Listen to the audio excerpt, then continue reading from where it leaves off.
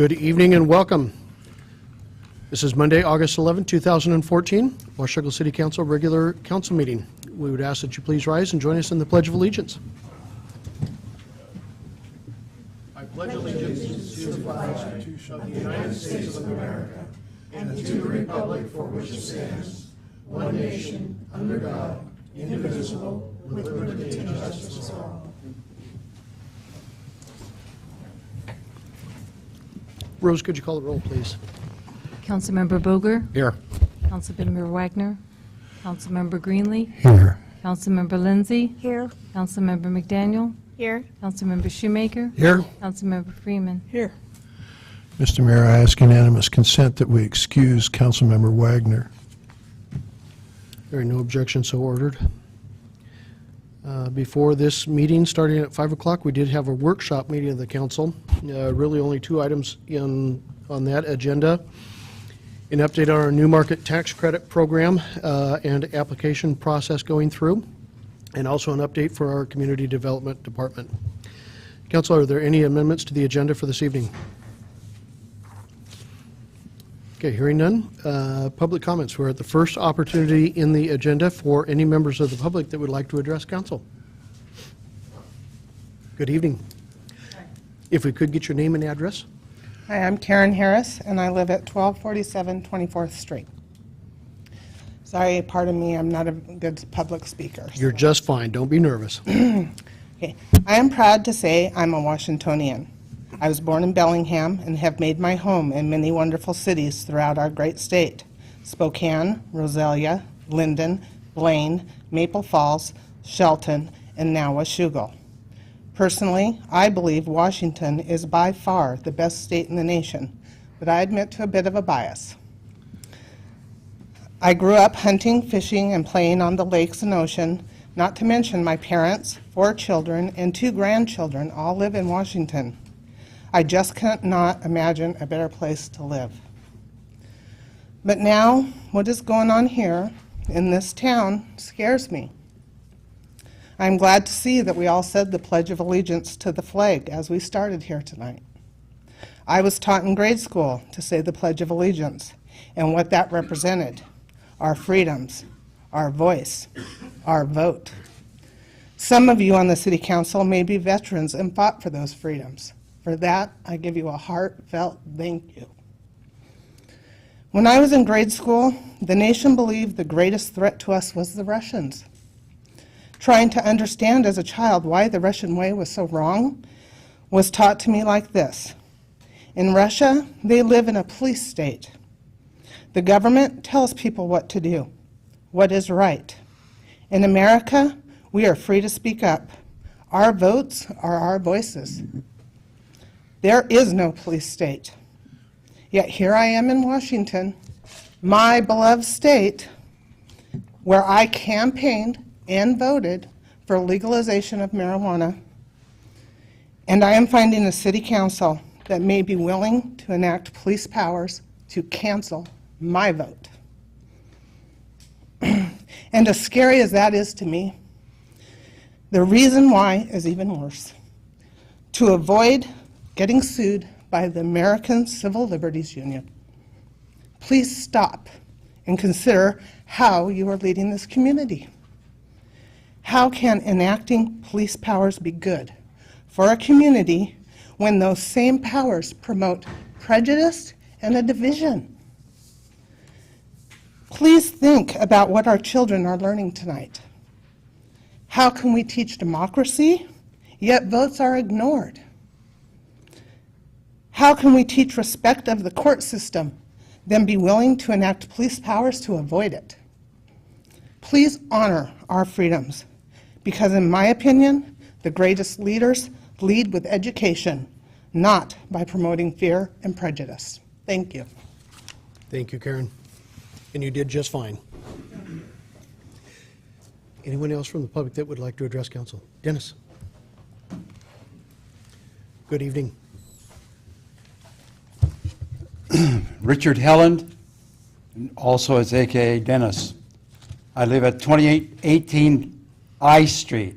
It was formerly called Santa Claus Lane. I have May I approach, I have You bet. a couple of exhibits for the mayor and the assistant to the mayor. Thank you, sir. The first issue I'd like to address is a traffic situation on 28th and East Street. There's a wood fence on East Street, and anyone coming down south on 28th would have to cross through the crosswalk to see, and then into the bike lane. I just about was nailed the other day, so that's one of the first issues I'd like to address. The next issue I'd like to address is the impact that the former tennis court and all the parking has made on 28th and I Street. Just this morning, there were some cars that were parked in the bump, and the garbage truck came through, and there was a stalemate between another car, and they couldn't get through. 28th Street comes up, and it's 32 feet wide. It goes down to 25 feet, and the entrance to the park is 19. There's 22 feet of crosswalk. With the cars parked there, there's no way two cars can get through, much less a garbage truck. The next issue I'd like to address, I've talked to the Parks Department, and there's a little brochure about a basketball hoop. I would ask the council to consider, I would donate this through the Riverside addition to the city of Washington to the Upper Hathaway Park. Another issue is the parking at the Upper Hathaway Park level with the water treatment plant.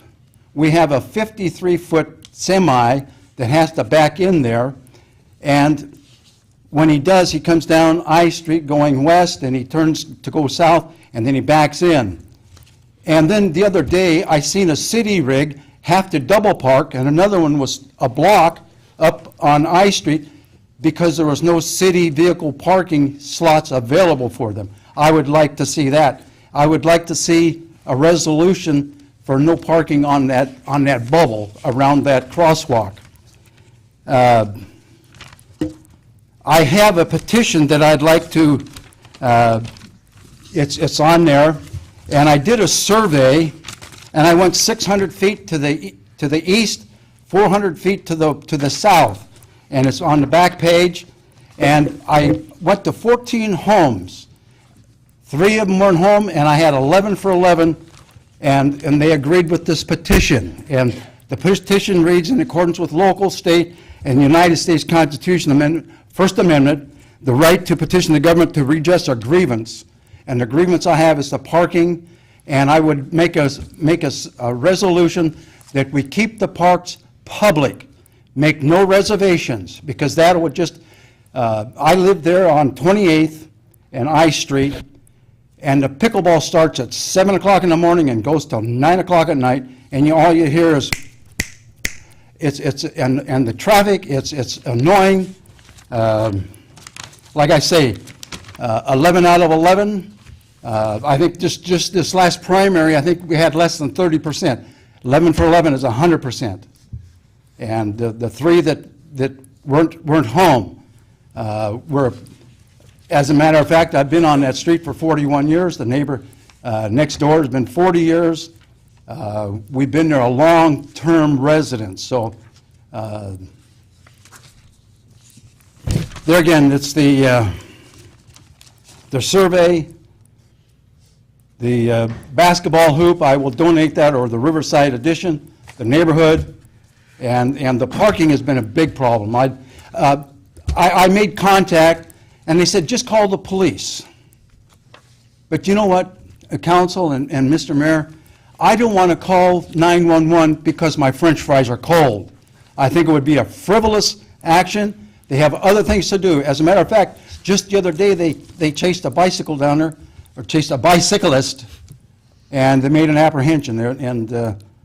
But if you're familiar with the Hathaway Park, there's homeless people down there. They've got a campsite and a lot of activity going down there. So I won't mention what kind of activity. But thank you, sir, for your time. Council, for your time. And I'm done. Thank you. Thank you.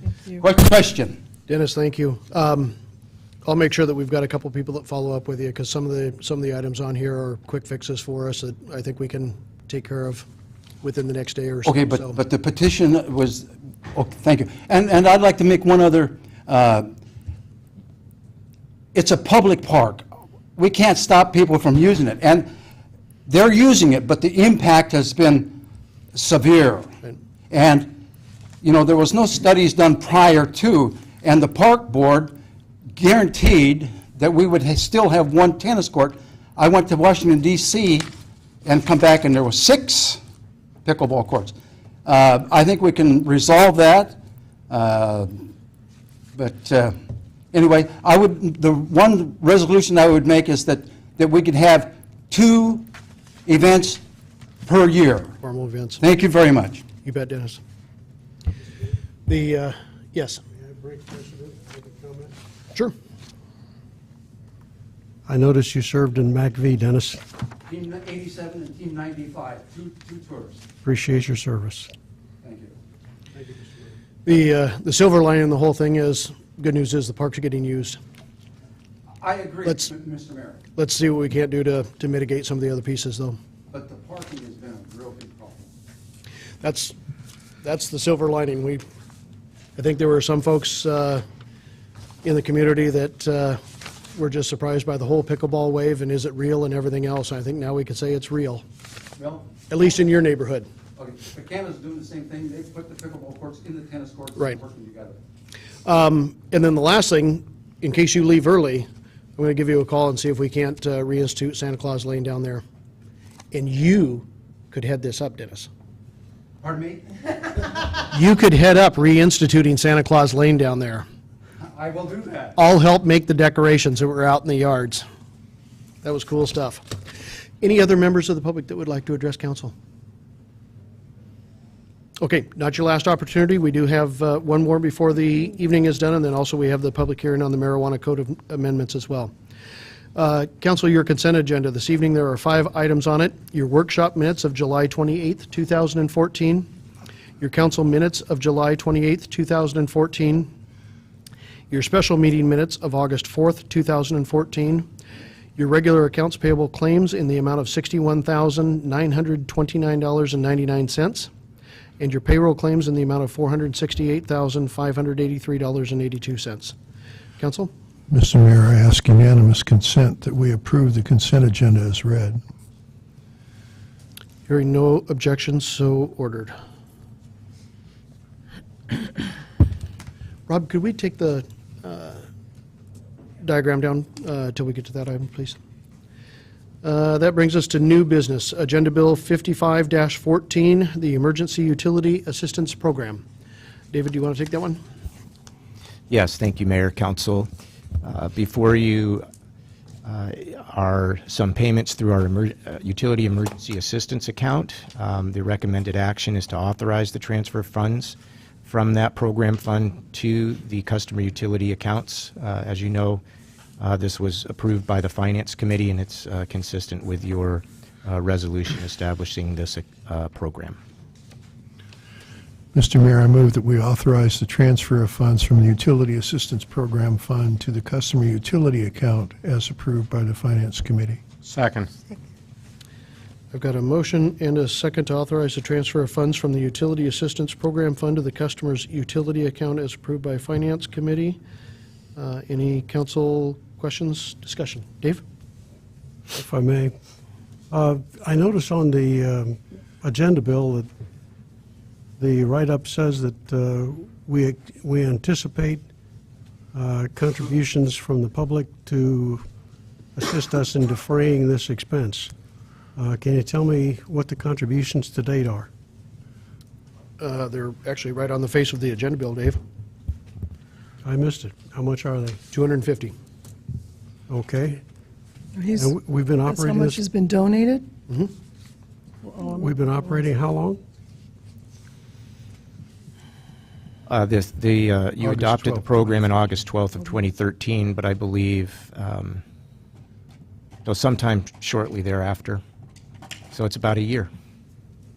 You think it might be time to take that particular sentence out of the agenda bill? Well, you could certainly direct staff to do anything that we desire to do. I believe it's starting next month. It's going on the utility bills that folks can make donations to it, can round up and make donations to that account. Well, in that case, let's hold it on for a while. Okay? But at some point, for the sake of being correct, I'd like to bring that back to take a look at it. Okay? Mayor, Crenshaw? I'd like to ask that this come up at our ad hoc budget committee meeting, so if that could be added to the agenda as a formal conversation. We have discussed it, but we need to continue that discussion. Any other council comments? Okay, I've got a motion and a second to authorize the transfer of funds from the Utility Assistance Program Fund to the customer's utility account as approved by the Finance Committee. All those in favor? Aye. Aye. Opposed? No? Motion carries. Thank you.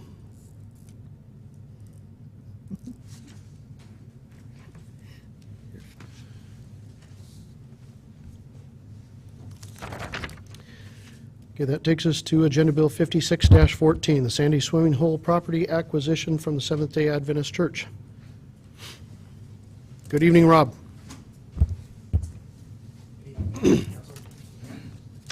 I'm waiting for Mitch. I'll give a brief background. For several years now, we know we've been working with the church on trying to acquire additional parking for Sandy Swimming Hole. About a couple of years ago, we hired an appraiser. The church was more than willing to separate out some property lines that were on the existing property and carved out a .58 acre parcel that you see on the board up there. Creates about 23 parking stalls based on our conceptual layout. So what you have before you today is an agreement that we've worked out with the church. I don't know if there's any church representatives here or not today. Oh, there's one. The pastor was unable to make it today. So $130,000 is the purchase price based on the appraisal, and that's out of PIF funds. That does not include developing the property. We will be proposing a budget package in the amount of $400,000 to develop what you see before you, which includes 23 parking stalls and a park facility, and that is noted in the park comprehensive plan as well. Council, Joyce? Does the $130,000? Joyce, before we get to questions, do I have a motion? I move to authorize the mayor to sign the Seventh-day Adventist purchase and sale agreement. Second. I've got a motion and a second to authorize the mayor to sign the Seventh-day Adventist purchase and sale agreement. Council discussion. Joyce? Okay. $130,000 for the property acquisition comes from the park impact fees, correct? The $400,000 for development, does that come from the park impact fees, or does that come from another source? Well, we're still working up the budget, but I would anticipate we'd be looking to the Park Impact Fee Fund for that. Can the park impact fee pay for maintenance? No. So maintenance comes out of our general budget or comes out of the Public Works budget? Correct.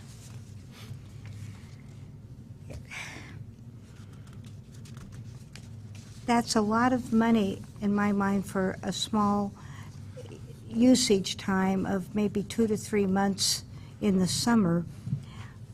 Would that money, or could it be better spent enhancing the parks that we already have? And how much of an impact does this have on our Public Works Department to maintain it now? The impact of the Public Works Department, I don't think is going to be into parks is going to be minimal. The entire idea behind the design is to make it as low maintenance as possible. Basically asphalt, maybe a little bit of plantings that take minimal work. The play area is meant to be fairly small, not anything of any size. Your question whether it could be better spent other places, you've got 6 members present here tonight and you'll get 6 different answers. One of the things that we obviously try and do in your Parks Comprehensive Plan shows that is to try and address the needs throughout the entire community, not just one park, not heavily favored towards one or the other. It certainly is not an insignificant amount of money. Two of the, well, really, as you all know, one of the only major detractions of the Sandy swimming hole is the amount of parking and the traffic concerns that sets up down there on that roadway for people crossing back and forth, people finding adequate places to park. The reason for the play facility is also for those kids that get tired of the river and they go wandering somewhere and they're looking to play somewhere. They're looking to do something different for the next 20 minutes and to make a safe area for them to do that so that they're not doing it, one, in the street or two, in the existing parking lot that's there. I don't disagree with you. 400,000 at development and a good amount of that going to stormwater and to the actual asphalting of the area. That's a lot of money. The price that we would put on any injury or worse to a child down there is something that we can't even begin to calculate. I think, Council, do you all get copies of the emails that we get from some of the residents down there during the heaviest months in regards to the parking of it? We'll make sure that those get forwarded on to you. They don't come a lot. When they do, they're steamed, and rightfully so. I mean, it's kind of like Mr. Helen. You know, all of a sudden they've got something there that for some period of time is just inundated anytime that the temperatures go above 80 degrees. It's an absolutely gorgeous piece of the river. It's an absolutely gorgeous amenity to have in the community, but it has some detriments as well. I think as long as we have ownership in that, and certainly that street is within our ownership, we need to take as many reasonable steps as we can to make sure that we've got safe areas for all of the folks that are using that and the folks that are traveling on the roadway as well. Connie Jo? I completely agree that this is a good move for safety, but I'm really surprised to see the play facility in the question. And it says here that the comprehensive park plan has identified the need for a park to serve this area. Is this really the place that we should be having a park, or can we use that? I know you say it's small, it's hard to picture on a little diagram, but can we use that for just a few more parking stalls rather than a low-impact play facility? We could certainly take Because that is our priority, is for safety. The more more cars we get off the street, the safer it will be. That's a good question. There is, other than what you see in front of here, there is no design really put together for that property. We did this just to try and give an idea of what would be there.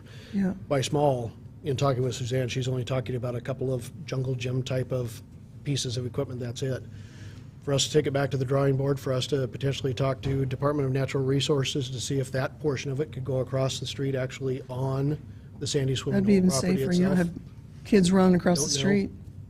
But I would like to see another plan, another diagram comparative to that one.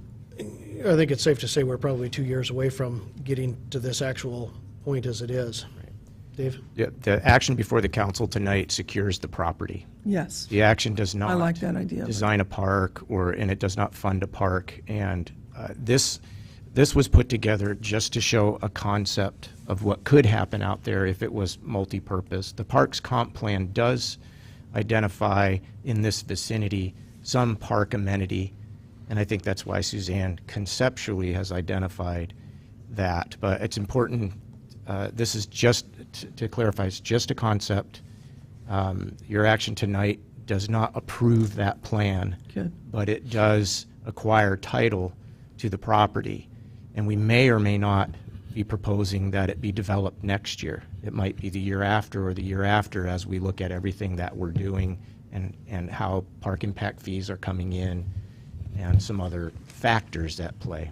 But we think it prudent, if we're going to do something here, to secure the property now at this price. But as far as the safety comment, you got a little kid that wants to go to the play facility. He's got to leave the riverside and he's going to go across the street. I just see if that play facility, and I realize it's all conceptual, I'm happy to hear that. But why not hear it up front so that as you conceptualize, you've heard some of our opinions, get that play facility over on the riverside so they don't have to cross at all, except for when they're with mommy going to the car. Because kids will be tempted to say, I'm done, I'm going to go play, and mom doesn't even know they left. So, And even with the improvements that we've identified out there, even the ones that are big enough to go across the street themselves probably aren't going to hit those buttons for the flashing lights either, so, understood. Any other council comments? Dave? I'm sorry, I didn't hear the answer to the question from Councilmember Lindsay, which I thought was very incisive. Where is the $400,000 coming from? So the action tonight is not for $400,000. I understand that. It's for $130,000 to acquire the property. Correct. What I want to know is, where's the money to develop that property going to come from? We would develop this property out of the Park Impact Fee Fund. The entire $400,000? Right, and we would also try to get some grants. Yeah, if it's needed. Yeah, I mean, we'll do everything we can to get some help and support like we do on all of our parks projects. This is a project that's going to take some time to do. The very first step is express a concept and acquire the property. And then it takes some time to... Yeah, I understand that. I got that. The other concern I've got, and I've had this for some time, I don't think we've got enough resources to maintain the parks we've got. And we're going to build another one? The team tells me that this park can be accommodated. Yeah, as a manager, I can find ways to accommodate whatever the priorities are, but somewhere something is going to get short shrift. And when that happens, we open ourselves up to liability, and that's my concern. I understand we'd like to build all the parks in the world, but there's a limit to what we can do and maintain. Dave, I would disagree with that. We don't want to build all the parks in the world, and we certainly look to our managers and to our middle managers to tell us when we're getting to a point to where they cannot complete what they have. I have never heard that from Suzanne Grover. Yet. She's a dyed-in-the-wool can-do manager, and I admire her for that. As are her staff. And I see some limitations to that. Understood. Paul? I also am frankly concerned that it looks to me like we're going to spend somewhere beyond $500,000 on a facility that's going to be used a double handful of days a year. And I'm also concerned about the maintenance issue. I mean, we certainly heard from the survey that people thought that we were not maintaining our parks. I personally think that we're doing a better job than people may realize. And I think they also don't really understand that Captain Clark Park is part of the Washougal Park system also. But I'm on the one hand, I'm concerned about spending over $500,000 on a very lightly used facility, and also that we're going to create an ongoing operational expense. Joyce? Have arrangements been made with the acquisition of that property for parking about the street? I mean, that's a fairly busy street along there, and that will mean, people will be running back and forth across it, as they do now, but we don't own the property on the other side. The project would have to include safety provisions for crossing, probably similar to what you see that we did on 20th and East Street. The concept doesn't show that, but we would have to do something like that before we would have a facility across the street like that, a permanent facility. Does the money for that come out of, it doesn't come out of the Parks Impact, that would come out of another fund, right? No, that would come out of park impact fees. That's part of developing the park. Okay.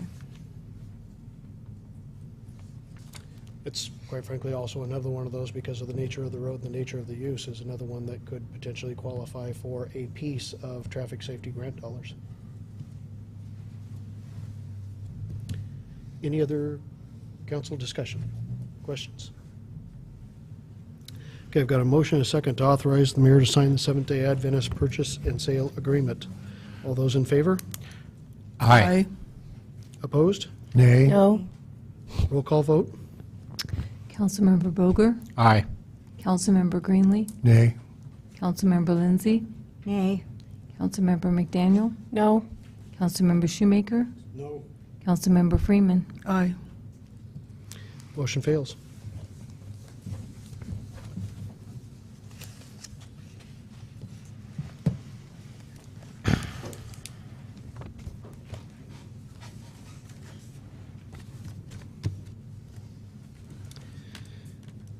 Okay, that moves us to Agenda Bill 57-14, a public hearing on marijuana code amendments.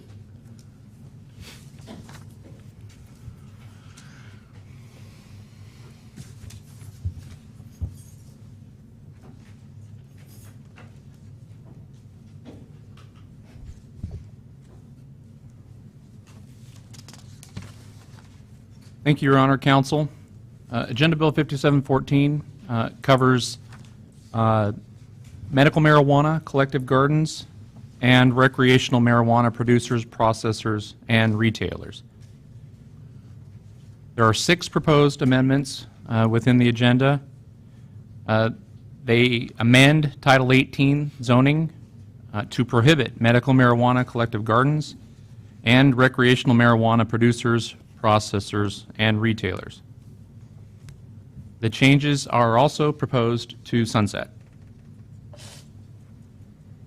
Proposed language, which is this in just different connotations throughout the document, as medical marijuana collective gardens, as defined in RCW 6951A-085, are prohibited, and recreational marijuana producers, processors, and retailers, as defined in RCW 6950-101, are prohibited. You'll note the footnote is that this section shall be in effect until December 31st, 2015. That is the language that was suggested by council at our workshop. That is not Planning Commission recommendation. Planning Commission recommendation is in your packet as Exhibit B. Again, just another look at the proposed language. This is our use table in the commercial districts. This is what it would look like, the same language with the same footnote, noting the X's noting that the uses are prohibited. A joint notice of application and likely SEPA determination was distributed on June 13th, 2014. Planning Commission had workshops on June 24th, 2014 and July 22nd, 2014. And the Planning Commission held a hearing on July 22nd, 2014. As I mentioned, the Planning Commission's recommendation was to approve the amendments, but they had a 2-year time frame for the sunset. It would have been to September 1st of 2016. And again, that is in your packet as Exhibit B.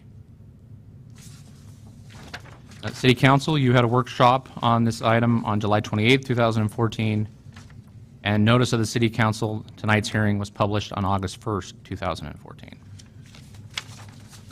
The recommended action is to hold a public hearing, to take public testimony. Council desires make a motion to read the ordinance by title only and pass, post, and publish the ordinance in the usual manner. Thank you, Mitch. With that, I will open the public hearing. Ask any members of the public that would like to address the issue to please come forward to the microphone. Give us your name and address and your comments. We are limited to a 3-minute time at the microphone. Mr. Olson. Harvey Olson, 3903 R Street. I have spoken to the council before, 2 weeks ago on this, and I like the original ordinance, but since the ACLU has intervened in the city of Wenatchee, and our state attorney general has said that city leaders cannot base their bans on the drug's illegal status at the federal level. I would then urge the council to pass the ordinance as the amendments, and I would congratulate the staff and the Planning Commission on all their work up to this point. And now it's up to you folks to do your duty as you see fit, remembering that the citizens of Washougal did not approve the sale of marijuana. It failed in the city of Washougal. Thank you much for your time. Thank you, Harvey. Anyone else that would like to comment to council?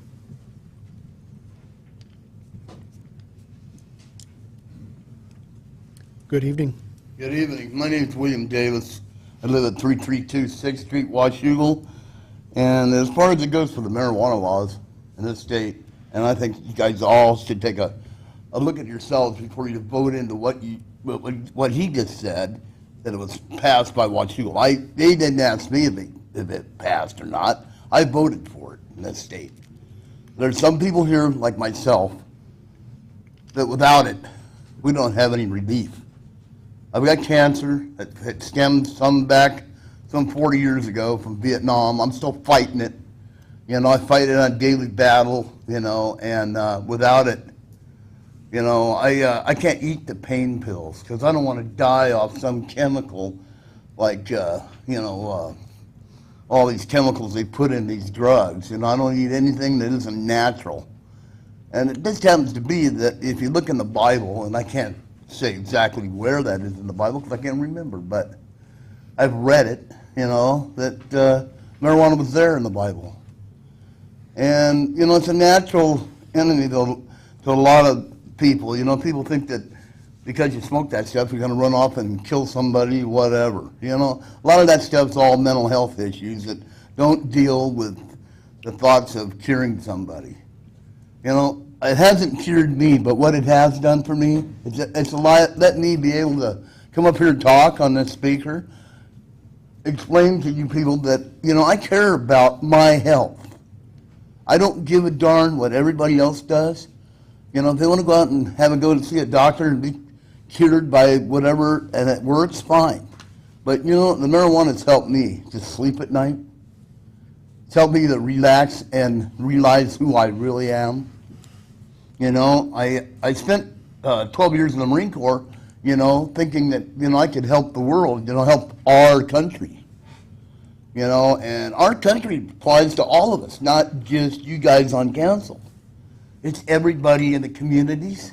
It's everybody in the state. And everybody has an action to talk, you know, and I feel that, you know, when we passed a law in the state of Washington, you know, and it was passed by the state of Washington, that meant most of the vote, as you guys all know, you know, why fight it and just work to make it better for everybody?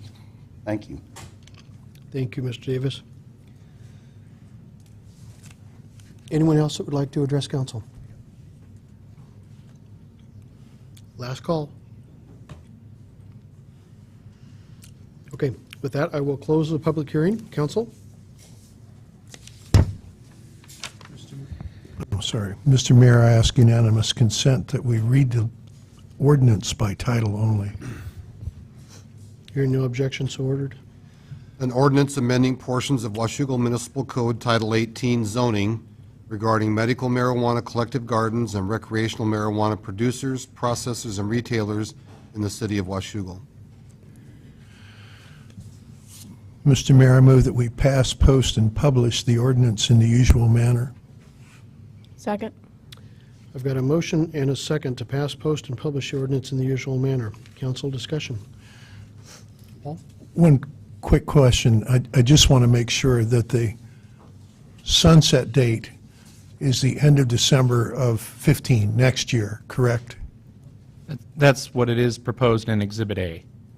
So that's the present motion is? Correct. Thank you. Brent?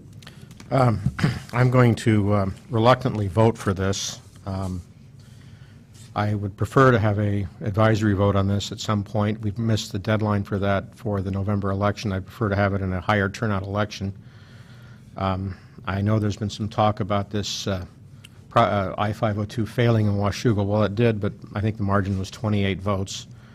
And I wondered whether the opinions of the residents have changed on that, and I'm very interested in what their opinions are.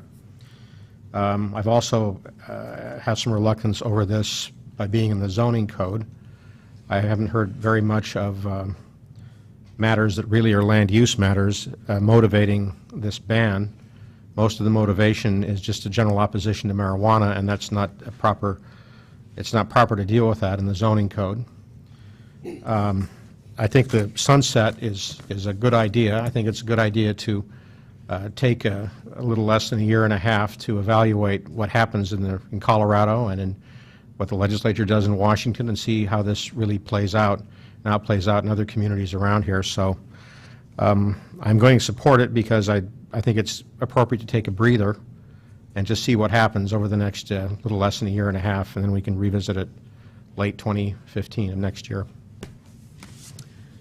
David, did you have your hand up? Okay, any other council comments? Paul? I know council's heard me say this before, but we cannot and do not propose to prohibit the use of medical or recreational marijuana in the city of Washougal. What we propose to do is limit, in fact prohibit, community gardens, retail sales, production, and processing. But there's nothing to keep a single medical marijuana user from growing their own. It's community gardens that we're prohibiting. No. There also are many problems with 502 as drafted. It's a quirk of Washington law that the legislature cannot change an initiative without a two-thirds majority. It's two-thirds, right? It's First 2 years. until the end of 2 years. That 2 years is up before the next session begins. That gives them the opportunity to fix a number of rather serious problems. First on my mind is potency. There's no regulation of potency. And the present law says you can have an ounce of leaf marijuana, but a pound of infusion. I have a chemist friend who promises me he can make an ounce of liquid that will keep the entire city of Tacoma stoned for a month. We need some regulation on that. There's also the issue of revenue sharing. We have all of the enforcement issues and none of the revenue. All of the revenue from the tax goes to the state, to the general fund. There's also a couple of problems in the definition of parks. For example, Marina Park and Parker's Landing Park over in the port do not qualify as parks. Anyone who would look at them would say they're parks. But because they're not owned and operated and maintained by the city, but rather by the port, they're not parks. The most heavily used park in the city is the dog park down at close to Bimart. Also not a park under the law. So those are just a couple of highlights of what some of the things that the legislature needs to fix. And by sunsetting this at the end of 15, we give the legislature an opportunity to fix some of those problems. And further, as Councilman Boger said, we would like the opportunity to learn from other people's mistakes. That means we need to give them the opportunity to make those mistakes. Mayor, I forgot one thing, and also I'd like to address what Councilmember Greenlee said, and actually thank him for, I think I heard the first land use issue in this process about the location to parks. So we do have a land use issue in the record. That's good. One thing I'd like to correct him, though, is I don't believe it's legal to grow your own marijuana, even medical marijuana. It has to be in a collective garden setting. So I think that's... You would know better than I. So I don't want to have anyone go out and think it's okay. Appreciate the correction. The other thing is, as I said during workshop, and this is what I forgot to say, I have some interest in hearing from the Liquor Control Board, and over this period of time. Sooner rather than later, I'd like to hear from them about where they're headed with this. It might be something good to hear immediately after the legislative session. Let's put that on your long-term calendar, I would suggest. So with that, I'm done talking. Okay. Jennifer? Yes, I'd like to talk a little bit about the Planning Commission's recommendation. No one's mentioned that yet, and other than Director Knipe over there. But I think we should give some weight to what they have to say. They make a good point that they would feel rushed to look at regulations quickly after the state legislative session, and affording more time to look at future regulations would be prudent. So I'd like to hear other council members' opinions and comments regarding potentially adopting the Planning Commission's recommendation of 2 years versus the original recommendation.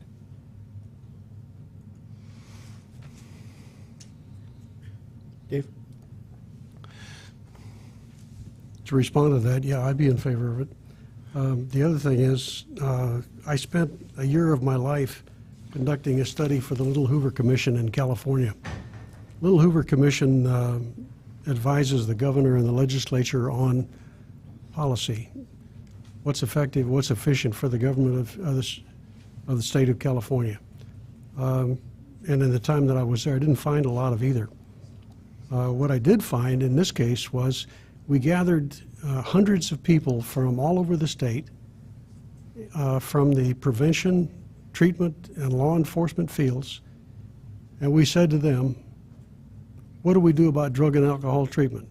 Are we doing it effectively? And the answer to that was not particularly, because our success rate is somewhere around the national rate, which is 30%.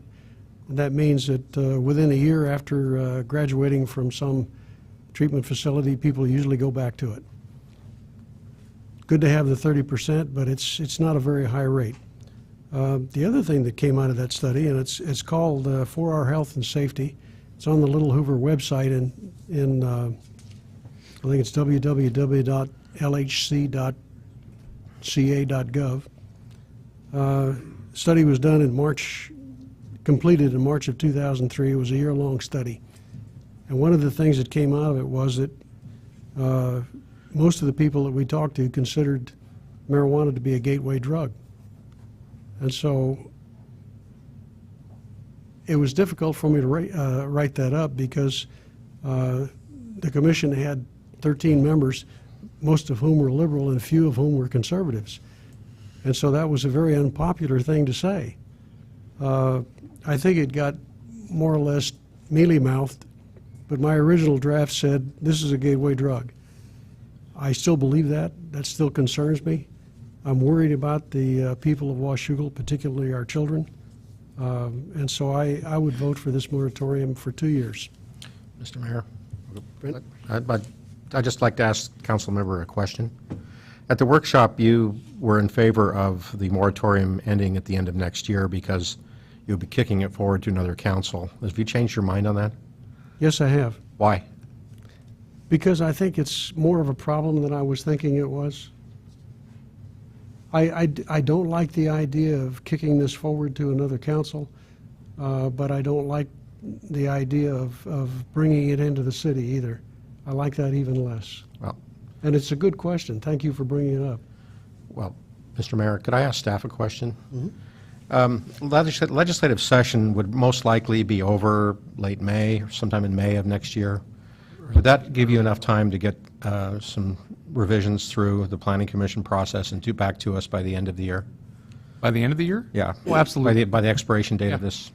Yeah, and again, it depends on what the state comes up with, but yeah, that shouldn't be a problematic time frame. Okay, thank you. Hey, Joe? Just remember Senator Ann Rivers saying at her presentation in Battleground that they expect it, not that it matters for the deadline, but they expect them to go through probably early July. They said they had so much on their plate not to make personal plans until July. So that's just to address your question. Well, is that enough time? Well, you're looking at 4 months. I need 60 days notice to Commerce, so that's typically what I'd try to frame that around. So again, depending on what they came up with. December, we don't really get into a lot of stuff because we have budget usually is what's the forefront at the time when we're dealing with that. So we're pushing up to it a little bit there. I wasn't finished. I'm sorry, go ahead, Connie Jo. Thank you. I just threw that out. I want to thank staff for the whereases in this resolution, and I parrot what Councilmember Shoemaker says. Whereas the City Council of Washougal notes that in November 2013, the American Medical Association amended their position on marijuana, stating that, quote, cannabis is a dangerous drug and as such is a public health concern, end quote. And then the one following that says that the City Council of Washougal finds and determines that marijuana is a gateway drug and could have unwanted impacts to children and could increase public costs to law enforcement and other social services. Thank you for including that. And I know our job here is to pass ordinances, laws, uphold laws. I always tend to be the one that throws out the personal issues, but I was young once, and I don't know about you, but I know what gateway drugs do. They introduce you to another element, and that's exactly what marijuana is. I personally have experienced it, and I have children that have experienced it, and this is very personal, because the children that they're talking about in this are my children. I have a young adult son with learning challenges, and he believes anything that people on the street tell him. And he's in danger. And I want you to know that I will never vote for this. It's very personal. Thank you. Paul? I just wanted to observe that if it did happen that we were under the gun at the end of December of 15, we could easily extend the prohibition to give the Planning Commission and staff time to solve that. So this is not our only bite at the apple. Jennifer? Yes, I just, I don't know why sooner is better. Our planning commission, these people that get together and go through our codes and make recommendations to us they're requesting more time. These are citizen volunteers that get together and, give of their time and their efforts. And when they bring us a recommendation like this, I don't see why we wouldn't want to take it into consideration. I absolutely support the Planning Commission's recommendation, and if I need to put it in the form of a motion to amend, I will. Please do. Yes. Motion to amend the ordinance to accept the Planning Commission's recommendation for the 2-year time frame on the sunset. Second.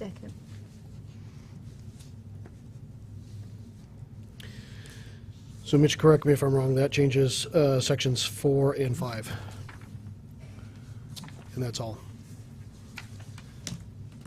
Are you looking at The ordinance itself.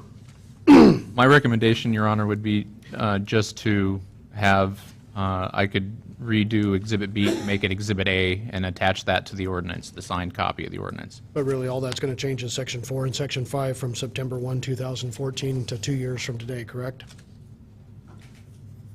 And it adds back, Planning Commission's recommendation adds back or additional regulations. The only change, the only difference between the two proposals is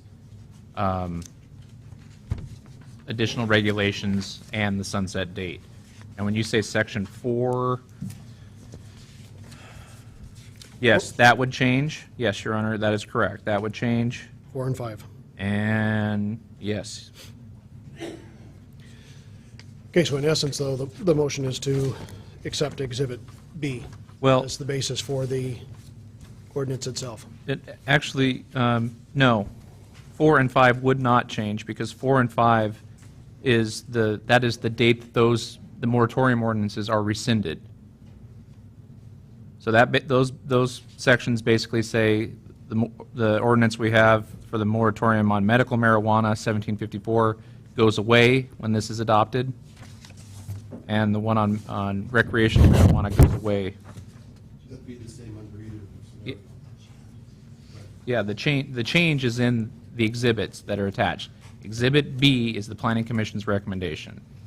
My recommendation, if that's the motion that passes, I would change Exhibit B to be Exhibit A, and that would be what is attached to the ordinance. That's a lot of changing. It's, Can we just have a motion to accept Exhibit B? Change the date.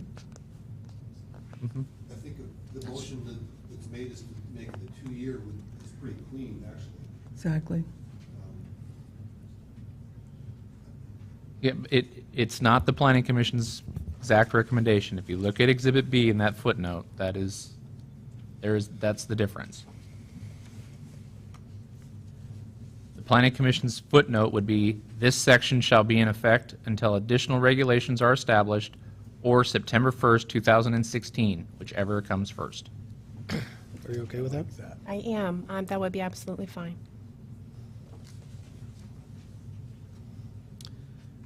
Dave? Discussion on that point? And one other reason for my changing my mind, I'm on this council because I was so resentful of this council overturning the Planning Commission when I was on the Planning Commission. And I objected to that one night to a member of this council who told me do something about it, run for council. Well, here I am. And so I need to honor my colleagues on the Planning Commission who are, as my colleague points out, all volunteers. Brent? I won't support the ordinance with the later extension. I think the December 31st, being in this business, it should be enough time for us to come forward with changes based upon what the legislature does, even if they don't adjourn till July. So I will not be supporting this at this point, if the amendment passes. Okay. Question? Go ahead. Is there, with this amendment that changes the time, and if the legislature makes the decision in 2015, we could revisit it? Isn't that a case where? You can revisit this anytime. Exactly, which is why I'm addressing Councilmember Boger's concern. I'm assuming that this council will bring it forward if the legislature makes a movement on it, one way or the other. That's true, but, we'll take our time if it's September.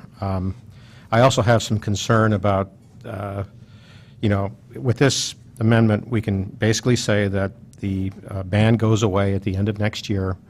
And I think this probably extending it farther would maybe put us higher on the litigation target list. And so I'm concerned about this. And I'm also concerned, and I was going to ask the city attorney this question. Sorry, that happens to me too. A couple of the recitals are actually, as a land use attorney, and my whole point about this is that we are trying to express our disapproval of marijuana generally when we should be dealing with land use impacts, yet we go into having this council find that it's a gateway drug. Well, that's a matter of debate, and I don't think, with all due respect, that we have the expertise. We might have the experience, but I don't know that we have the expertise to say that it's a gateway drug, and I don't think it's appropriate for a land use ordinance. Now, having said that, what would be the appropriate way for me to express that disagreement? Could I just state that I disagree with those two findings, yet I'm going to vote for it for the other reasons I've stated? I would think that'd be appropriate. Okay. Okay, right. Paul? I have a concern with Exhibit B as it's written. This section shall be in effect until additional regulations are established. By whom? Does that mean the city? Does that mean the state? Does that mean the federal government? I think it's ambiguous. And so I would propose we either simply change the date to 2 years, or we have another amendment which says until the city has additional regulations. And that was the intent.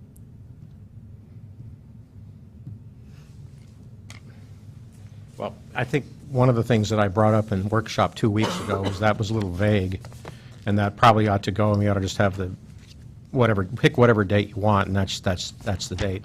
And that's why in Exhibit A, the footnote was revised to just state the simple date of December 31st, 2015, because that was the date that was discussed at the workshop. If there's some hybrid that council wants to land on in that, I spoke to the city attorney about this. I would basically then prepare the exhibit as you recommend it to attach to the ordinance.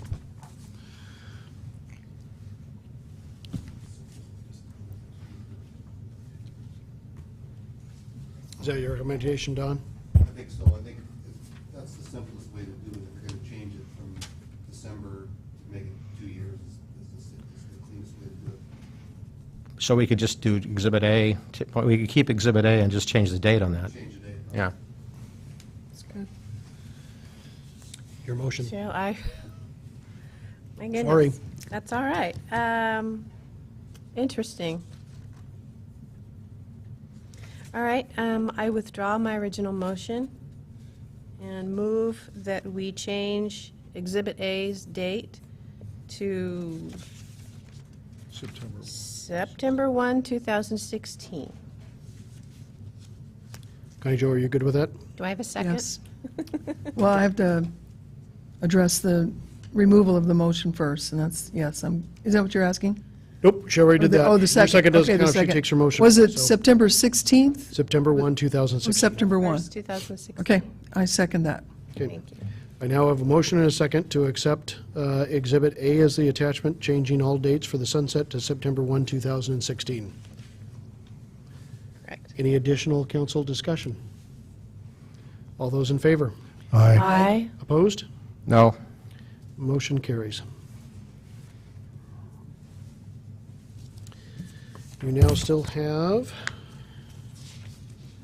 a motion How did I miss that? and a second to pass, post, and publish the ordinance in the usual manner. Is there any additional discussion on that? Joyce? Well, I agree with Councilmember Boger on, whereas the City Council of Washougal finds and determines that marijuana is a gateway drug. I don't know that, and I am uncomfortable with that sentence. I understand there could be unwanted impacts on children, and I understand the rest of it. I don't know that it is a gateway drug. I have seen no proof of that. I don't know. And could I follow up on that? Mm-hmm. There's actually a second finding that I have a little bit of a problem with, too, and it's the one, City of Washougal finds that SB 5073 and Initiative 502 do not preempt the City of Washougal from exercising and administering its constitutional statutory land use regulatory authority. That's a bit of a legal conclusion that's being debated right now in the courts. Do we need to get into that? So I would move to delete that recital, which is fifth one, Number 5. and then the eighth one, which is the one that Councilmember Lindsay just referred to. Second. Is that on the motion? Brent, is that a motion? Yes, so moved. Do you want to vote on those individually, however? Are we going to have discussion on it? We can, well, I think Let's have discussion and see if we really need to. It's up to Brent. I can do them separately. Second. Okay, so I've got a motion and a second to remove recital number 5. Hang on just a second. Any council discussion? This would be removing, whereas the Washougal City Council finds that Senate Bill 5073 and Initiative 502 do not preempt the City of Washougal from exercising and administering its constitutional and statutory land use regulatory authority to either allow and regulate land uses within the city limits or to prohibit and ban such uses. So this motion, if it is approved, will eliminate that recital within the ordinance itself. Council discussion? Connie Jo? I'd like to ask our attorney to chime in on that. I don't think it's necessary to have that in there. It is and a currently litigated one. So what if the litigation turns out such that It doesn't- conclusion's doesn't wrong? pass, yeah. I don't think that would defeat the ordinance, But it's it would- not a requirement, I don't think, to have it in there. Okay, thank you. I'm good with that then. Any other I trust discussion? you. Okay, I've got a motion and a second to delete recital number 5. All those in favor? Aye. Opposed? No. Motion carries.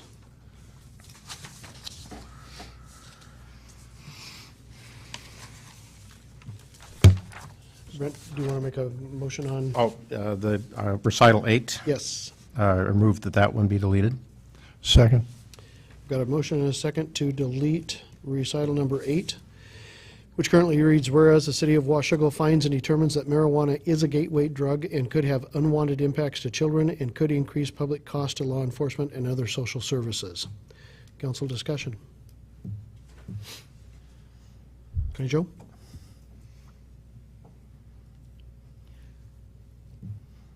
There is no medical or legal documentation to back this up in front of me. I'm not saying it's not out there. I don't have it.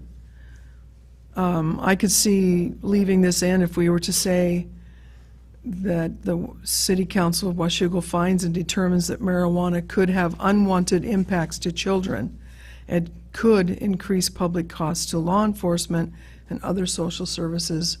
In other words, striking your objection to the gateway drug. It's still true. Doesn't the recital just before it, quoting the American Medical Association, kind of get you to the same place? It's not about children, that's just in general. I would like to see something in there that talks about our children, that we do not want to have adverse impact on our children or the public in any way. But it's just, I'd like you to consider that. What does my second think? I'll follow your lead. You would have a tough time inserting that in something you're made a motion to remove. Well, may I amend my motion then? Certainly. Okay, I will change that recital to, the City of Washougal finds and determines that marijuana could have unwanted impacts to children and could increase public costs to law enforcement and other social services. So all you take out is a gateway drug and. Take those 5 words out. Okay, Second. is that completely clear? Yes, thank you. Okay, any council discussion? This is a motion to amend recital 8 to read, whereas the City of Washougal finds and determines that marijuana could have unwanted impacts to children and could increase public costs to law enforcement and other social services. Dave? The data emerging from Colorado, which started this earlier than we did, is that they're having a lot of problems with law enforcement and the issue of marijuana. It's also raising costs in their social services area. But these data pale in comparison to the Scandinavian countries, the Netherlands and Denmark in particular, who are backpedaling like mad to get away from this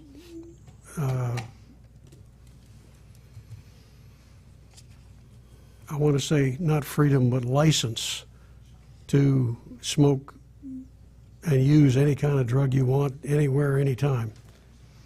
They're discovering that it's very costly to them.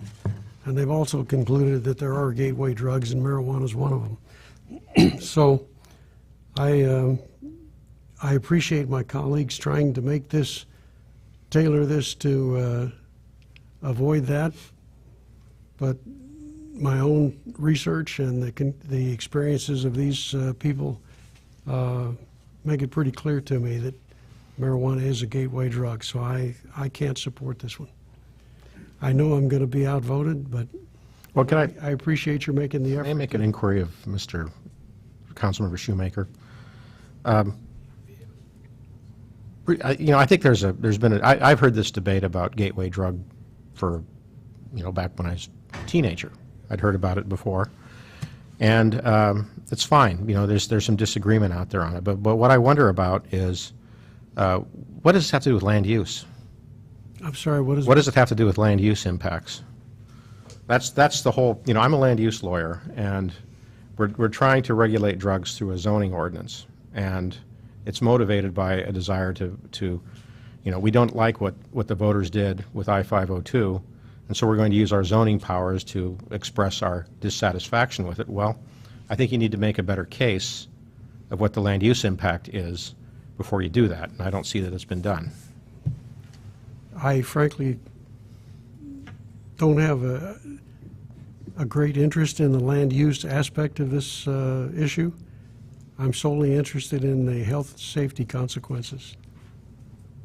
And I appreciate your bringing it up. I hadn't thought of it from that perspective. Other council comments? I just have a quick question. Director, can I ask you where all of these different statements came from? The whereas number 7, based on the AMA, was out of a document that was received, that we all received from Councilmember Connie Jo Freeman. And the 7th, or excuse me, the 8th whereas was just taken from your discussion, that I took from your discussion based at former work sessions. Okay, all right. Then I will definitely be supporting the amendment to remove is a gateway drug and that will stay. Any other questions or comments? Okay, I've got a motion and a second to remove the words "is a gateway drug and" from recital number 8. All those in favor? Aye. Aye. Opposed? No? Motion carries. Against my better judgment. Okay, you still have an underlying motion on the floor. I have a motion and a second to pass, post, and publish the ordinance as amended in the usual manner.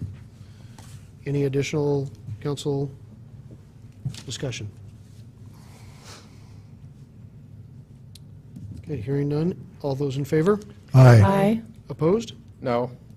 Motion carries.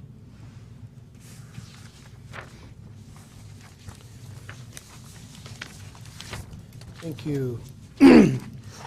That brings us to the second opportunity in the agenda for any members of the public that would like to address council.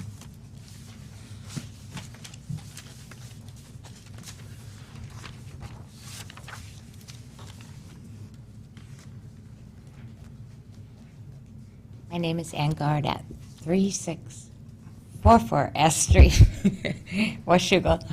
I just want to make a comment about this Sandy swimming hole. Having been married to the mayor for all this time and been to council meetings for a lot of different times, way back in the beginning, there was a crowded room full of people with this huge concern about the parking issue over on the streets by the Sandy swimming hole. At that time, the city couldn't do anything about it. They didn't have the opportunity to purchase that land. They worked diligently to finally get the availability to purchase the land for people to park safely and not be crossing or parking in the way of people. And you guys turned it down. So you take safety over okaying pickleball. I don't get it. Thank you. Thank you. Harvey. Harvey Olson, 3903 R Street. I'm watching democracy in action. I have observed all of you in your deliberations and your interactions between itself. It's really a pleasure to sit back and watch that happen. And you arrive at a consensus opinion. I also want to thank Mitch for all of your efforts that you have done, and the rest of the staff. Good work, folks. Now we'll just have to wait and see what happens in the state level. Thank you for your time. Thanks, Harvey. Anyone else that would like to address council? Okay, moving to mayor's report, I have just one item for you this evening, and that is confirmation of an appointment to the planning commission. We have one opening there. We have been basically continually advertising this one. We also have one for the Civil Service Commission, and I believe the Parks Commission as well. This one would be to affirm the nomination of Jason Dodge to the Washougal Planning Commission. I move that we confirm Jason Dodge to the Washougal Planning Commission. Excellent choice. Second. I've got a motion and a second to appoint Mr. Dodge to the Planning Commission. Any council discussion? All those in favor? Aye. Opposed? Motion carries. Thank you. Council, Brent? Nothing. Paul? Couple of things. I just wanted to mention, for those people who are interested in the oil train issue, on Thursday, August 14th, from 6:30 to 9 p.m. at St. Anne's Episcopal Church, which is 2350 Main Street, the church is just providing the space. The church is not involved in the event. But the Friends of the Columbia Gorge, the Sierra Club, Columbia Riverkeeper, for an evening of educational presentations where a panel of experts will answer your questions about oil by rail proposals and their associated terminals. This event, hosted by Friends of the Columbia Gorge, will be open to the public. Invite your family and friends. I just wanted to pass that along. What date is that? The 14th of August, which is Thursday, from 6:30 to 9.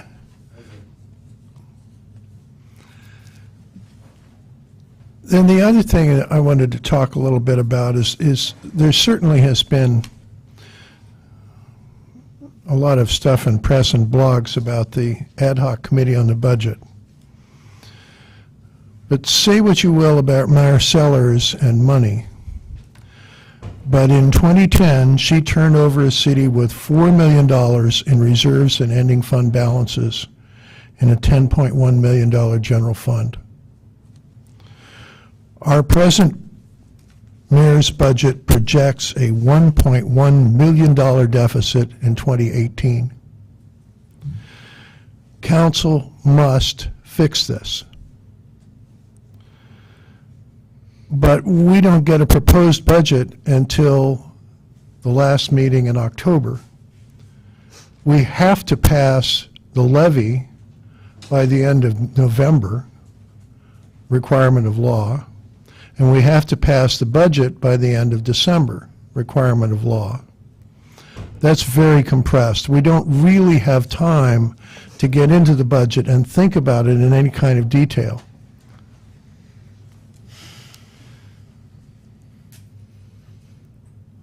If we are to do our job, we must get a head start long before October.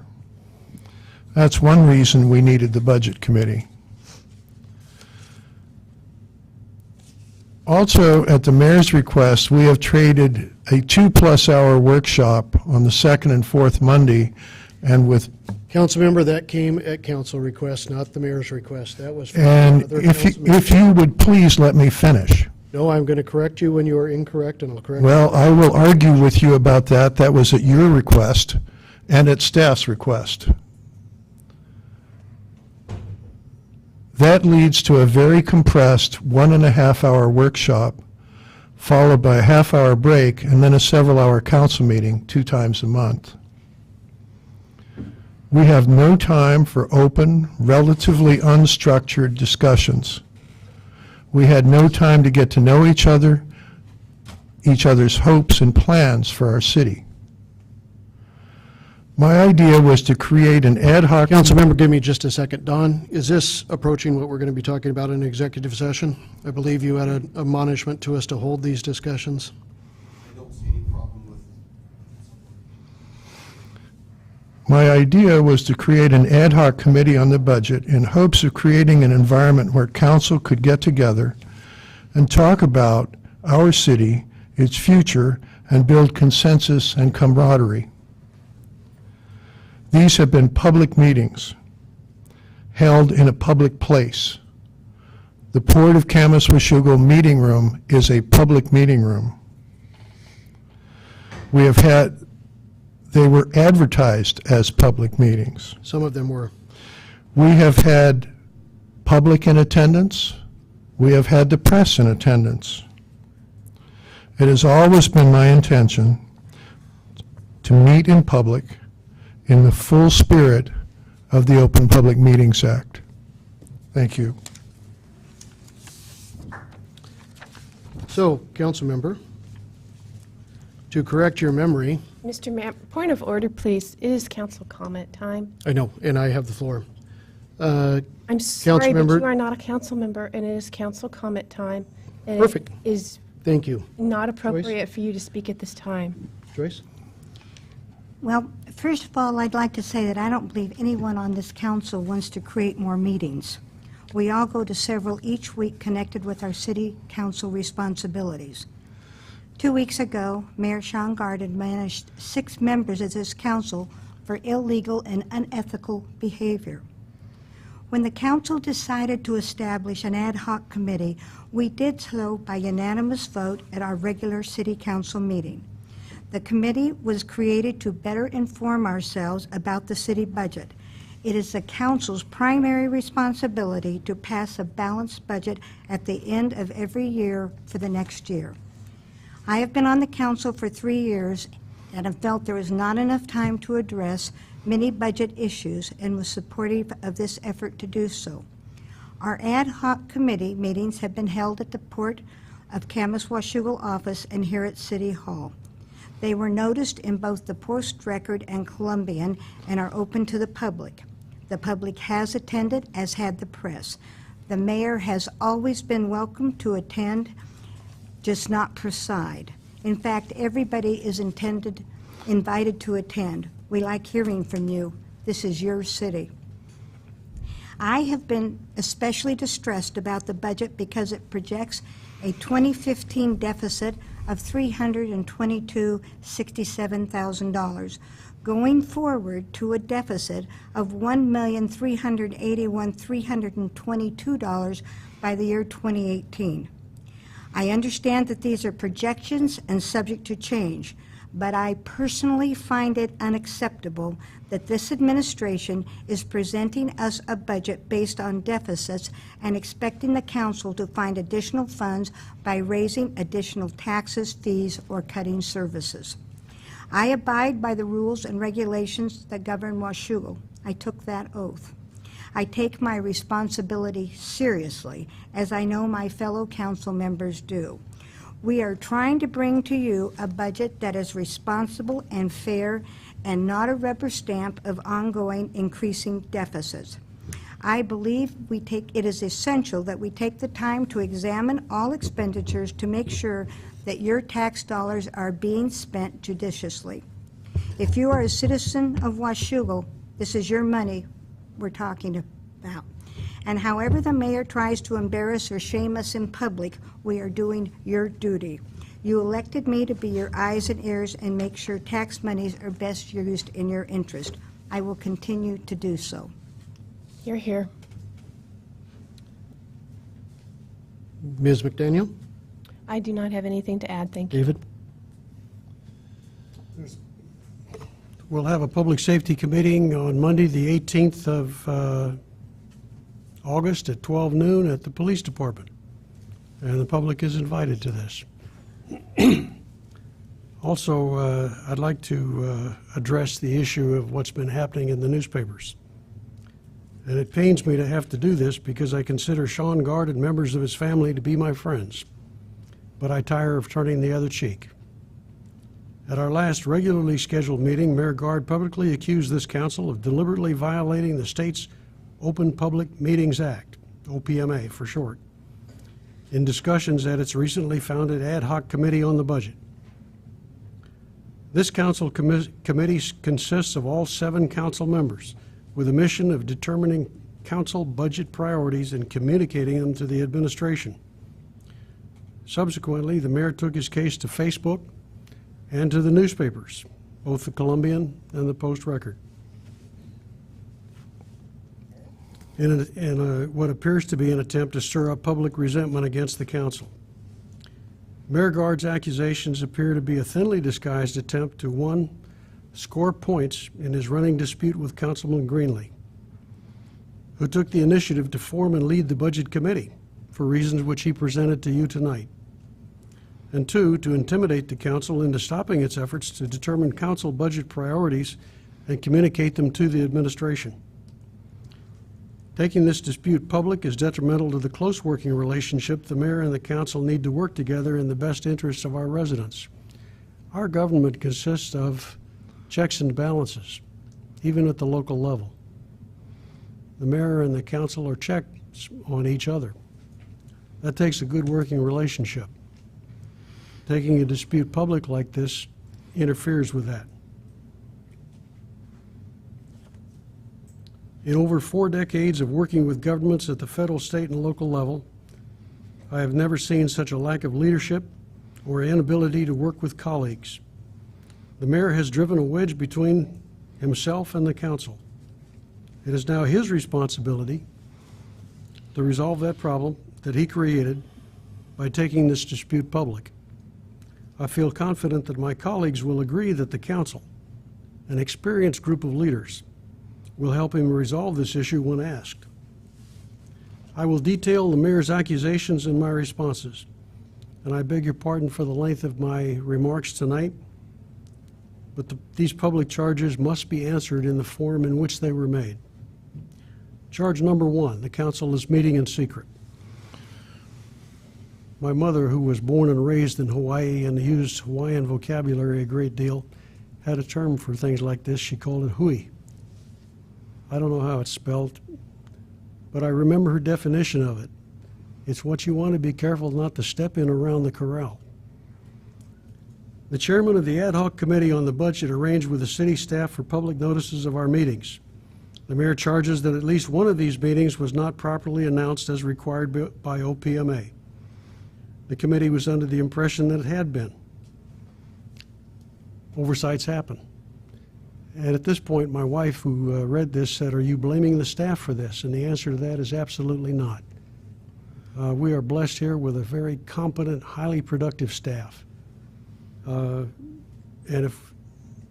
if at times we rely too much on them and we make a mistake in that regard, it's on us, not on them. As I say, oversights happen. But not every mistake has to become a major issue. The mayor has called for an investigation. The council will abide by the decision of any unbiased outside agency properly appointed to perform the investigation and take responsibility for its actions. The meetings were sometimes conducted at the Port of Camas Washougal boardroom and sometimes at the City of Washougal council chambers. The public was invited and attended some meetings to provide significant input on process and priorities. Staff attended other meetings. Charge number 2, the staff was excluded from these meetings. The committee chairman and various council members were explicit in their openness to staff participation and the committee's need for their assistance on occasion. Staff participation in the committee meeting of, I believe it was 18 July, resulted in a ballot proposition to fund an additional police officer. Compliance deadlines were tight. We could not have accomplished this feat without staff assistance. And Dave, I thank you very much for your assistance with that. You rose to the occasion rather marvelously. Charge number 3, non-budget issues were discussed at budget committee meetings. The only non-budget issues discussed that I'm aware of were council committee appointments that were discussed at the 25 July committee meeting at the request of staff in order to present them at a subsequent meeting later that day between the mayor, Mayor Pro Tem, city administrator, and me. There is some question whether there was a discussion. Councilman Greenlee reported, who was the chair, reported that the newly appointed Councilwoman Wagner was interested in being on the Community Development Committee. I do not recall any discussion of that report. 2 council members present then volunteered to fill the remaining 2 vacancies. The mayor's supposed angst about an OPMA violation stems from Mayor Pro Tem Greenlee's revelation at the afternoon meeting with the mayor that these names had been plugged into the vacancies at the budget meeting, which had been noticed for budget-related items only. No decisions were made at the budget meeting, however. Such decisions require the full council appointments committee that includes 2 council members and the mayor. These decisions, therefore, were made at the afternoon meeting with the mayor when all 3 appointments committee members were present. The mayor made no mention of his concerns at the afternoon meeting, preferring to complain about the council at our public meeting the following Monday.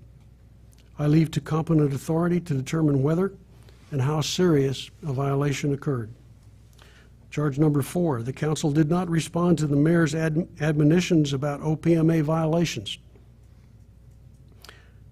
There are obvious disagreements about such violations.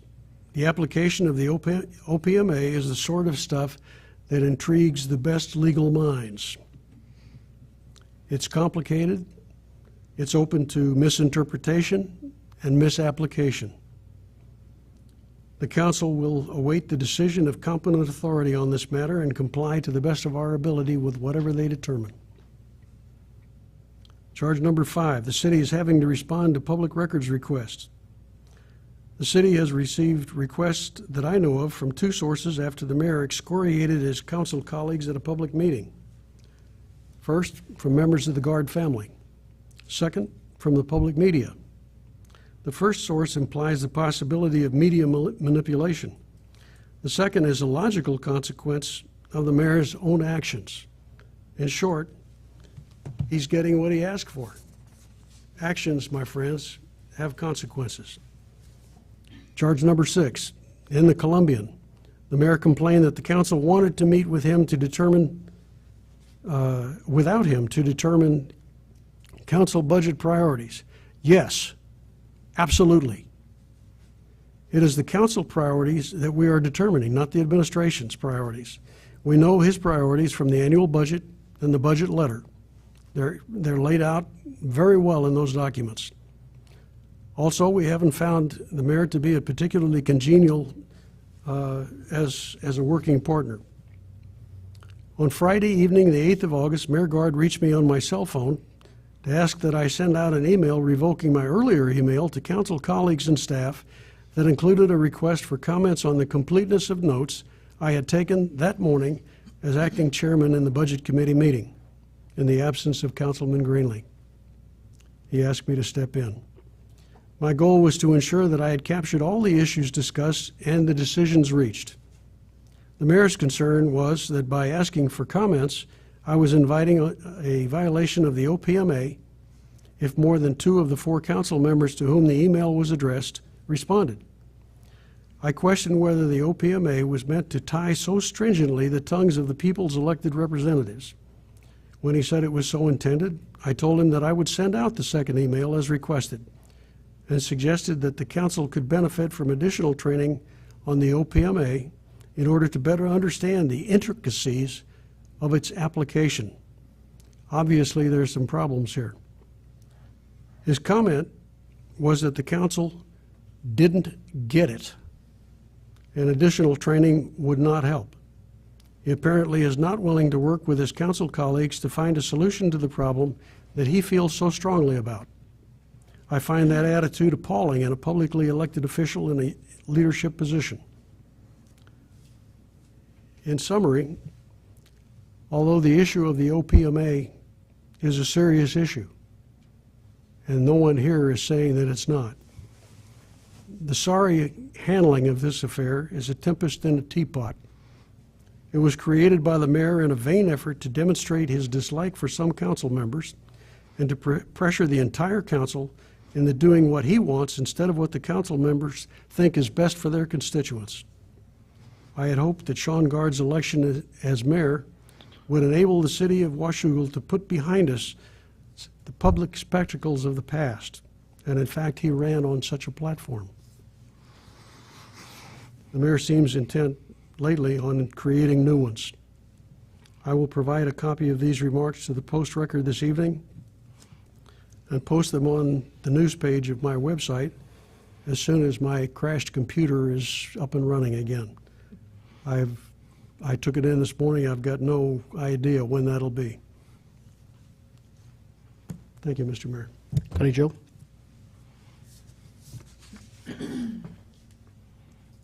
Wanted to address the fact that I believe I was the one that asked us to consider as an entire council that we meet on the second and fourth Mondays, and it wasn't the idea of the mayor. That's my recollection, that I asked that to be done, and we all voted on that. There was something else said, now, not sure what it was. I just want to make a comment about the Sandy Swimming Hole land acquisition also. I think safety first, and I know we've all been down there to Sandy Swimming Hole in the dead of summer. It's a frightening place to walk down the middle of the road almost, to get to and from your car. And I was very much in favor of purchasing this land, and I don't know if there's an opportunity for it to come back. But I just want to ask my co-councilors to reconsider. We're looking at possibly $400,000 in development, but I know that there's grants and there's a lot of different ways to go about finding that opportunity. Even if we have to sit on this land for a while, this is a once-in-a-lifetime opportunity, in my opinion, to purchase this land. So I just wanted to throw that out there. And that's all I have. Thank you. Thank you, Connie Jo. I would prefer, we've got an item later on the agenda under executive session, but I want to take a moment to respond, especially to the public that are here, in regards to some of the things that have been said today and some of the incorrect things that have been said today. Councilman Greenlee, Mayor Sellers actually didn't leave in 2010. She left in early November 2009. You subsequently, as a member of that city council, as did Councilmember McDaniel, approved a budget for 2010 prior to me taking office that used $1.8 million of reserves. Actually used them. I haven't brought you a budget yet that uses reserves to try and balance the operating budget, but if you want to call out things that are using numbers and creating significant deficits, it was your action as a member of the Finance Council and a member of this body that approved using $1.8 million of reserves to balance 2010. That would be a fact. Your workshops, as Connie Jo said, those came from 3 different council members. Those certainly did not come from me, and you will never hear those kind of requests coming from the staff. The staff are here to serve you at your pleasure at any time and in any way. And we have continued to tell you that in open sessions. You can meet every Monday. You can meet all day every Monday, and we'll be here. It's not about us. These are your meetings. Your meeting notices, it is a matter of record that your notices for July 18 and July 25 were not noticed. That is a fact.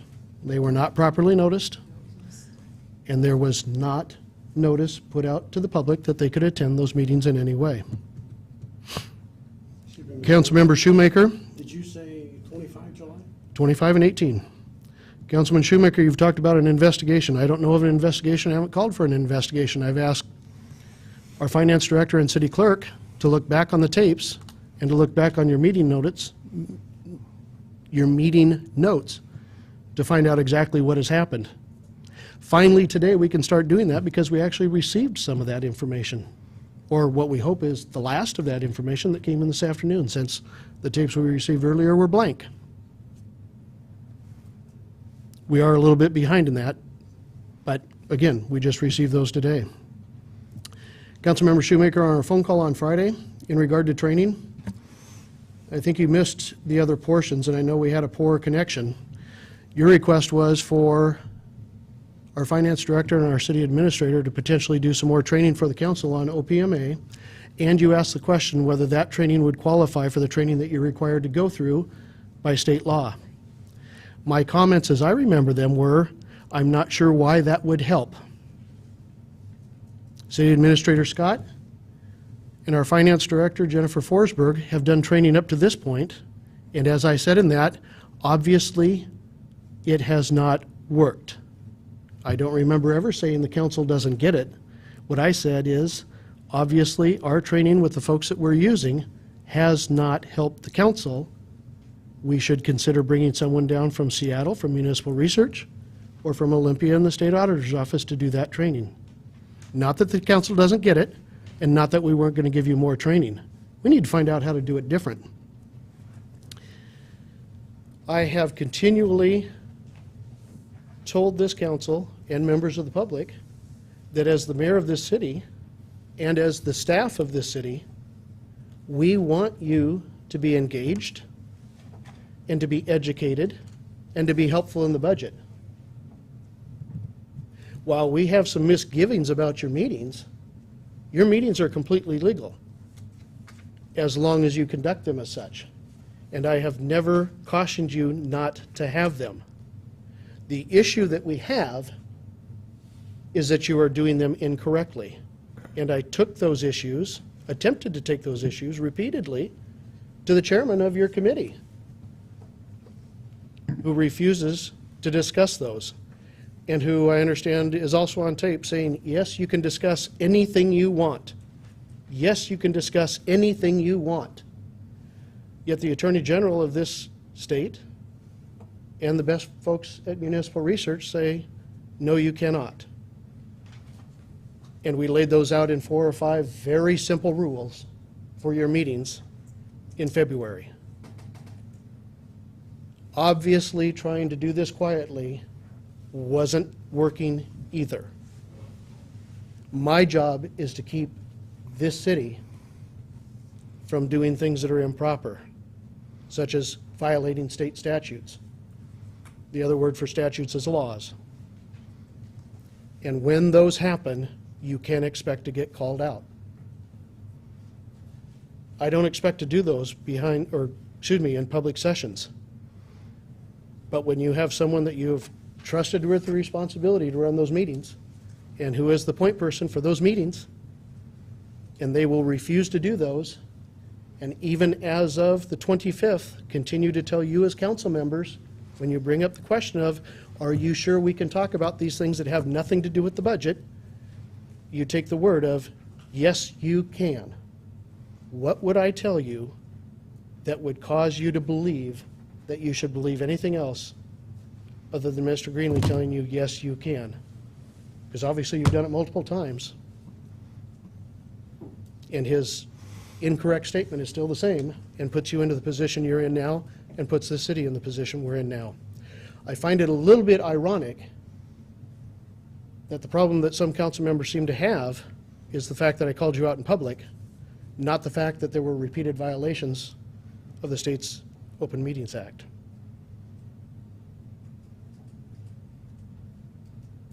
To me, that's ironic. Councilmember Shoemaker, I took no pleasure in that admonishment. And I don't think they were accusations. I think they were pretty much statements. They were pretty direct. And unfortunately, the information that we're now seeing in your own notes and your own minutes prove that, yes, they are correct. If there is a better way for us to try and communicate to you of things that you cannot do and get you to follow them, we're all ears. I've also told this council over and over, all we can do is caution. We cannot control what you actually do and what you actually say. Connie Jo? My disappointment, Mayor, is that I never heard from you until Monday night. You may have been communicating with Councilmember Greenlee, but I wasn't aware of it. I was never aware that there were discrepancies, that there were meetings not noticed, that we were breaking any laws. You keep talking about repeatedly informing us, but I was never repeatedly informed. And I remember also that Monday night that you said that the meetings, that the public and that you and the staff were not welcome or I think the word was welcome. I remember interrupting you saying, Don't go down that road, Connie Jo. We can make the tapes available for you from the retreat in January, where I believe it's you on the tape saying, we want to have these meetings where we don't have the mayor and we don't have staff and we can talk about other things. whether we want to or what, this is all misconstrued. This is all taking things, but my point is, whether I wanted to, or whether we all wanted you there, or the paper there, doesn't matter what we want. We know that legally you're welcome, but you made a flat statement that you were not, which was done 2 weeks ago when you reprimanded us. So we know that, the public is welcome, the staff is welcome, the mayor is welcome, and the papers are welcome. I think it would be more correct to say that the mayor, you have no choice but to have me attend if I choose to attend, Absolutely. and that you have no choice for the staff to attend. But your comments were that we didn't want you to, No. or no, that we didn't allow you to. My comment was on welcome. I don't believe anybody could tell you that Welcome? anything other than the intent was that we were welcome. Well, Not.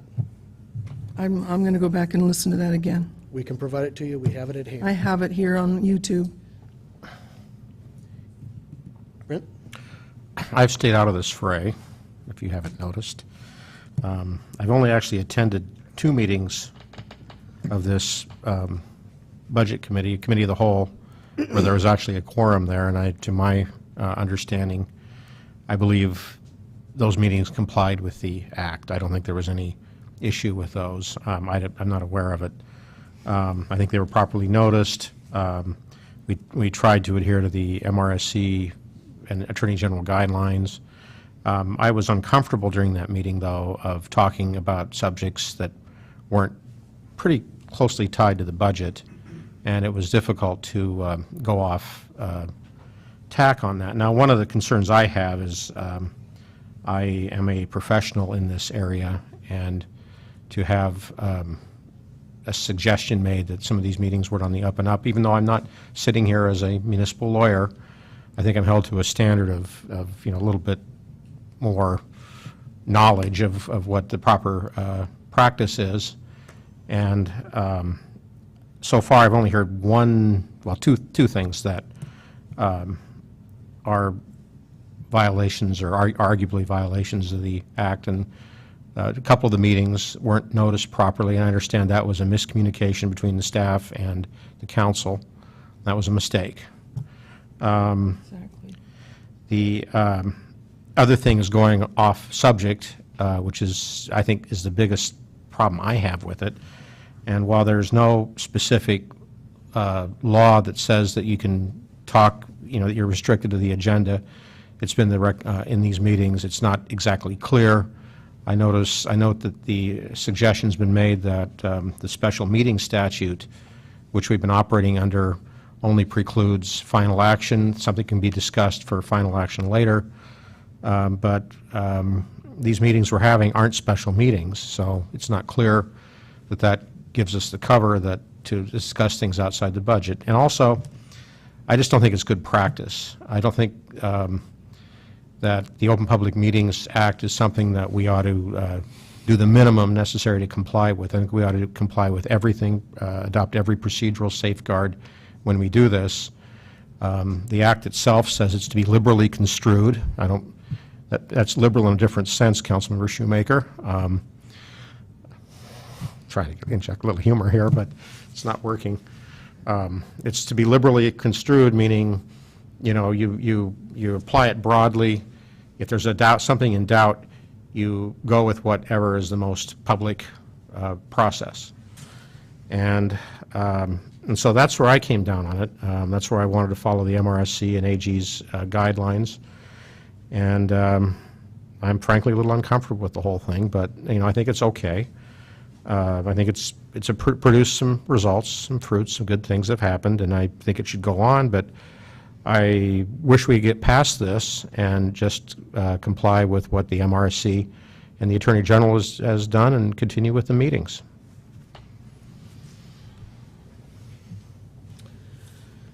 David?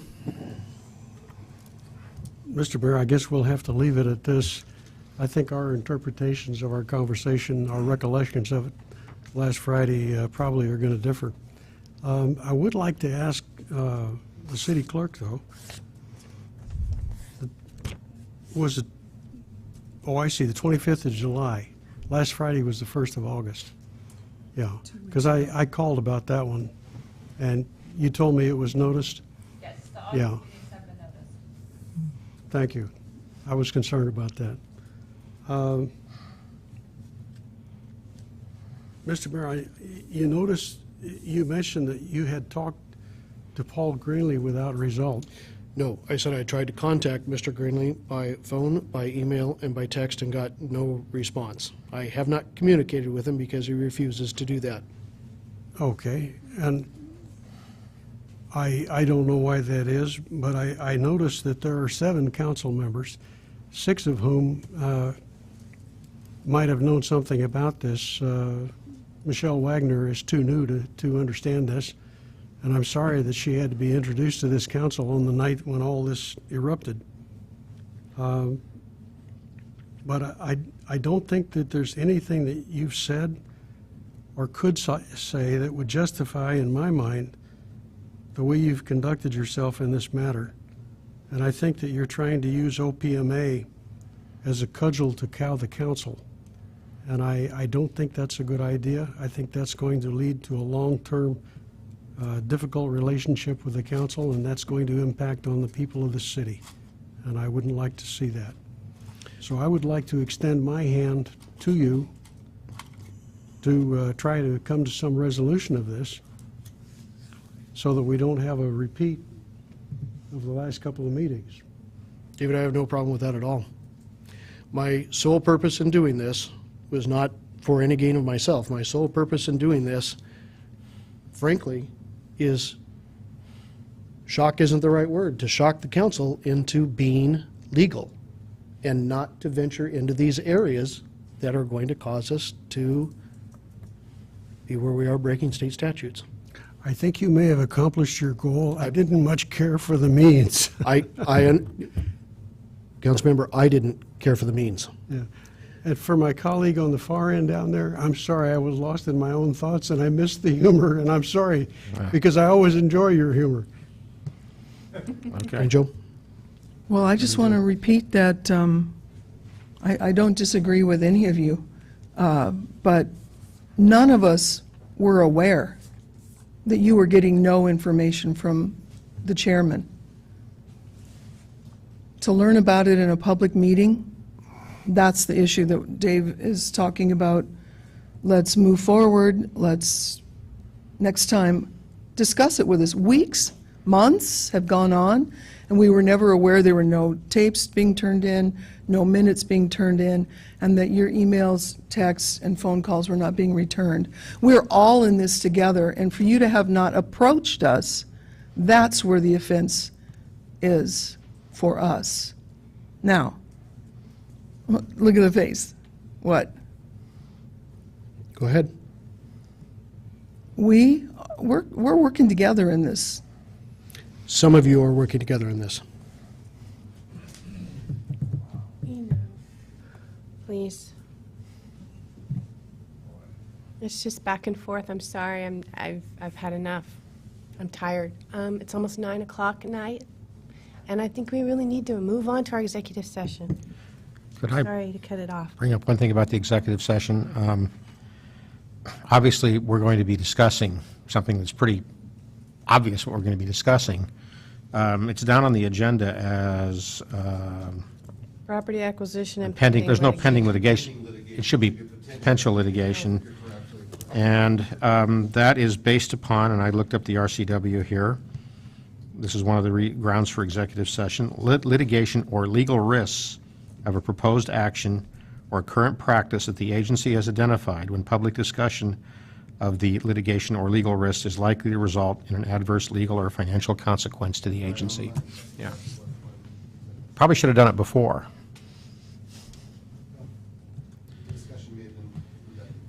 Yeah. David? I would ask you to have mercy on the council. We- as a sign of goodwill and give us a 5-minute potty break. We will to 9 o'clock. Any other items from council members? Okay, we're in recess for 5 minutes. We need to establish the other phases for the executive session. One is the property acquisition. Right. Pending or potential litigation, and the estimated time is Getting there, yeah. So we're in recess for 5 minutes until 9 o'clock, at which point the council will come back into executive session for the subjects of property acquisition and potential litigation, expected to last 30 minutes with no action to follow. So there may be action to follow, actually. Okay.